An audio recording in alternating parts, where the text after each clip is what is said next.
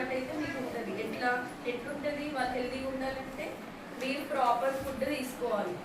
మీరు తీసుకునే ఫుడ్ కేవలం ఆ పూటకి మీ ఆకలి తీరడానికి తినే ఫుడ్ అయ్యి ఉండదు.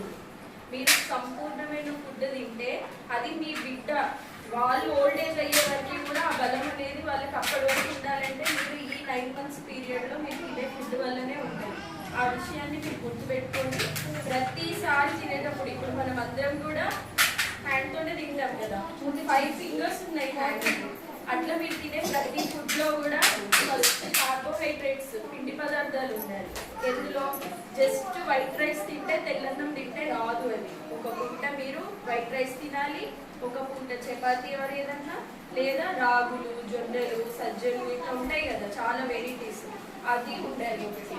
ఇంకో ఫింగర్ ప్రోటీన్ అనుకుంటా. ప్రోటీన్ అంటే మనకి మీకు ఇచ్చే ఎగ్స్లో ఉంటుంది, ఇక్కడ పెట్టే దాల్లో ఉంటుంది. మళ్ళీ మనం ఇంట్లో మీరు ఫిష్, చికెన్, మటన్ తింటారు కదా, అట్లా ప్రోటీన్ ఉండేటట్టు చూసుకోవాలి మీ డైట్లో.